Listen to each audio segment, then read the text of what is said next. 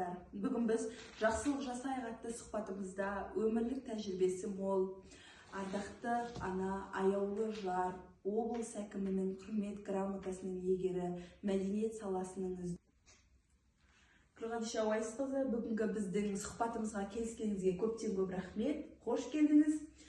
Ендеше сөз кезегі өзіңізде. Қайырлы күн көрермендер. Біздің алғашқы сұрағымыз жалпы өмірлік тәжірибе мен жақсылық жасау, жалпы адамгершілік туралы болмақ. Өмір жолыңызда адамгершілік пен мейірімділіктің қандай рөл атқарғаны туралы айтып өтсеңіз. Мен осы жастарға айтар едім, адамға ең адамгершілік пен мейірімділік деп атаймыз ғой. Соны аямай көмек көрсетіп, кішіге ізет дейді, үлкенге құрмет дейді.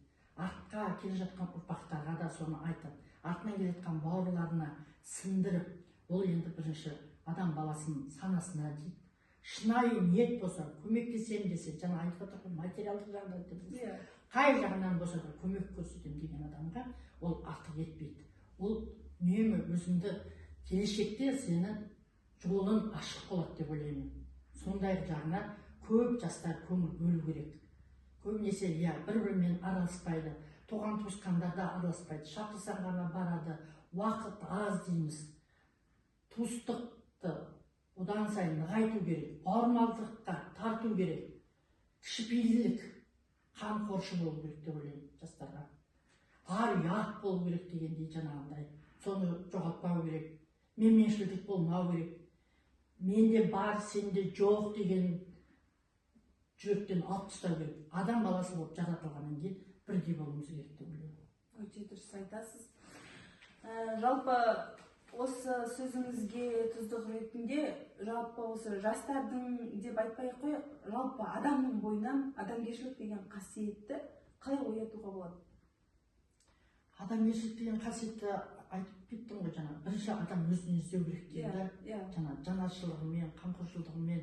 Сен өзінен іздесе, сен келесі жолы соны сол адамға түсіндіріп, келесі адам соны ары қарай іліп әкетіп, соны көрсең, сонда сол балада, жастардан сезім, қамқоршылық, жауапкершілік оянады деп ойлаймын.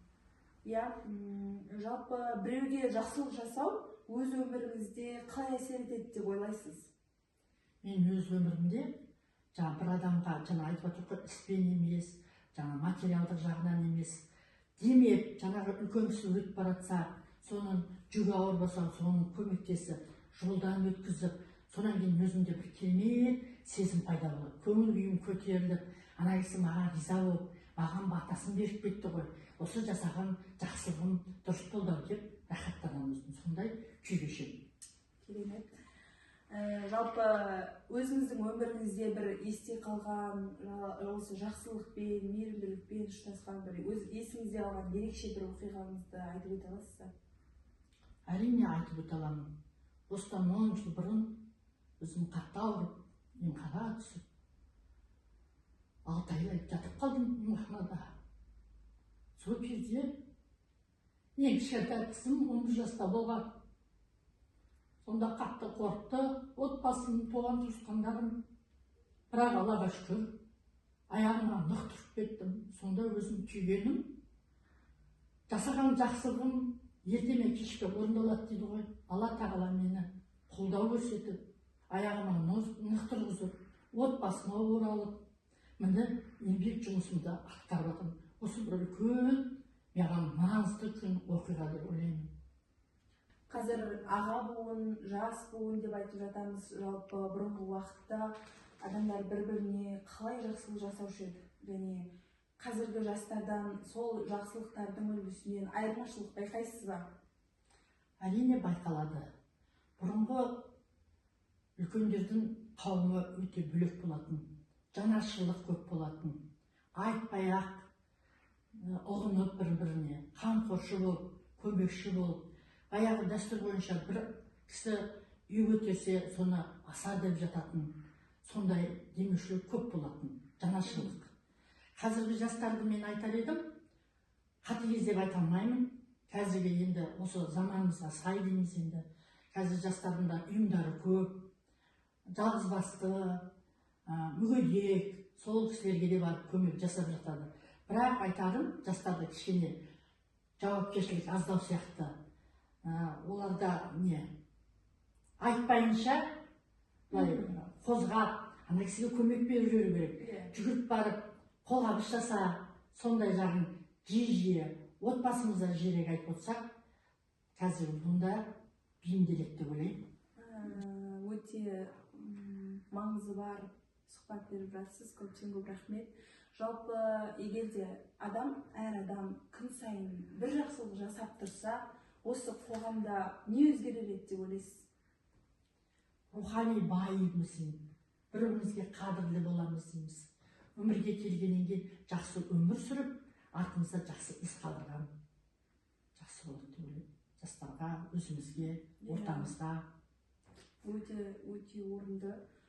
Жалпы бүгінгі біздің сұхбатымызға қорытынды ретінде өзіңіздің барлық осы айтқан сұрақтарыңызды түйіндей келе, жалпы жастарға өсиетіңіз болса, бір айтып сөзіңізді түйіндей кетсеңіз. Жастарға адамгершілік пен мейірімділік болған жерде адамның өмірге келген мәні зор болады деймін. Сен өмірге бір-ақ рет келесің. Сол қолыңда бар жақсылығыңды аямай жаса, жұмса, елге мейіріммен қара, күліп амандасқан өзі нұрын шашып, мысалы сырқаттанып қалған кездің өзінде ақ халатты абзал жағында жаныңызды түсініп сізге өз көңіліндегісін айтқан кезде бір керемет күш пайда болады, өмірге деген құштарлық пайда болады. Сондай адам баласын солай келіп, жақсы іс қалдырған дұрыс түсін.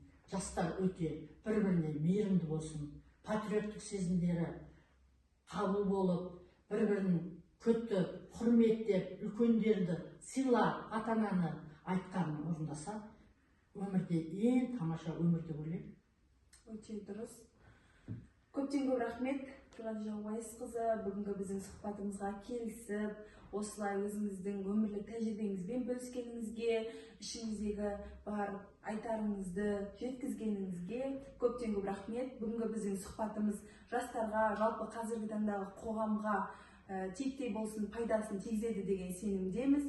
Жақсылық жасайық, адамгершіліктен айнымайық. Сау саламатта болыңыздар. Сау болыңыздар.